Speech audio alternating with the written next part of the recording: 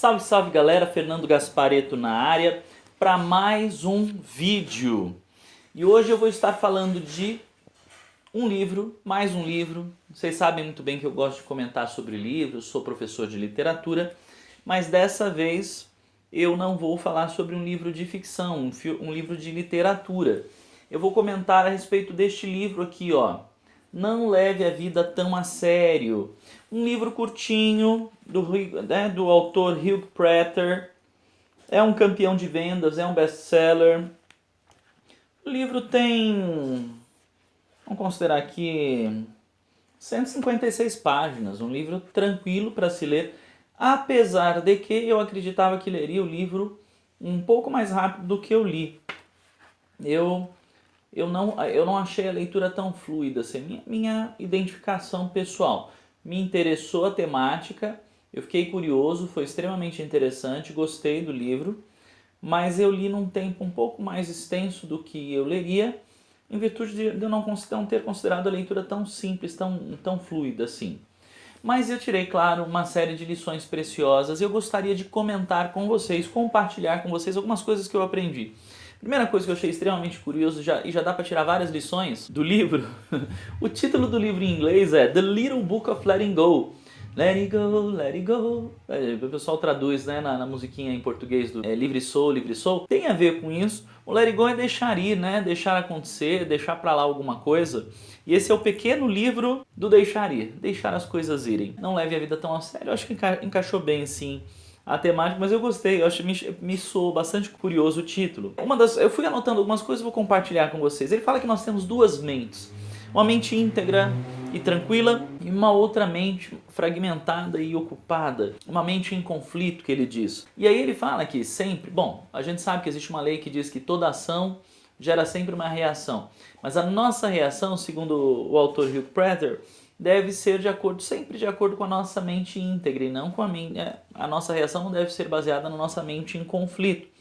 E a gente deve buscar sempre ser criativo, usar de criatividade para poder alcançar melhores resultados. Nós temos que buscar, uma das primeiras lições que ele nos traz no livro é que nós devemos buscar o desapego de padrão de reação.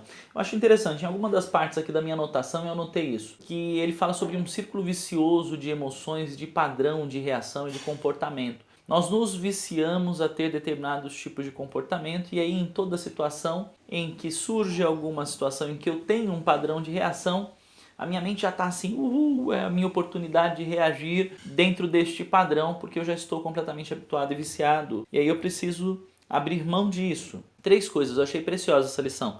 3 coisas para abrir mão. Deixar ir. Eu tenho que abrir mão de julgar, eu devo abrir mão de controlar. Eu não tenho controle sobre todas as coisas, eu tenho controle sobre quase nada.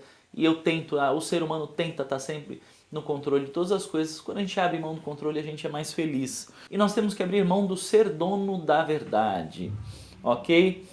Ele fala que crianças riem 350 vezes por dia. E sabe por quê? Porque essas crianças têm a mente limpa. Olha que coisa bacana.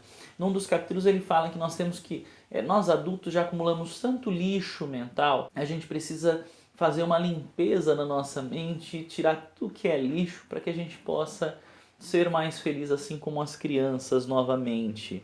Voltar a ser criança nesse aspecto. Ele diz que essa mente poluída, ele dá um nome para essa mente poluída no decorrer do livro. E ele passa a chamar essa mente poluída de ego, é o nosso ego. A estratégia para a gente poder deixar ir, se livrar da ação tão firme do nosso ego, da nossa mente poluída. Identificar pensamento, e é interessante porque ele fala que todas as nossas ações, todos os nossos padrões de comportamento, eles têm como base algum pensamento desencadeador, que ele chama de pensamento dessas reações. Então, fala qual é a estratégia para a gente poder lidar com isso e não ter mais o mesmo comportamento que gera resultados ruins para a gente. Primeiro, identificar qual é esse pensamento. Depois, procurar interromper esse pensamento. Você percebeu que o pensamento está aí, vigente, está despertando uma reação em você. Procurar pensar em alguma outra coisa boa, alguma coisa relacionada à união, ao teu relacionamento com a pessoa, se o conflito que está surgindo vem tem a ver com um relacionamento com alguém. Procurar um pensamento de união, de paz, de tranquilidade, alguma memória boa para reter, bloquear este comportamento. E aí, logo na sequência, como um terceiro passo nessa estratégia, você buscar criar um plano para quando o pensamento voltar, porque inevitavelmente, se é um padrão de comportamento e se existe um pensamento que de tempos em tempos ele volta, eu preciso já bolar uma estratégia e falar assim, como é que eu vou bloquear este pensamento quando ele vier de novo? Como é que eu bloqueio ele definitivamente?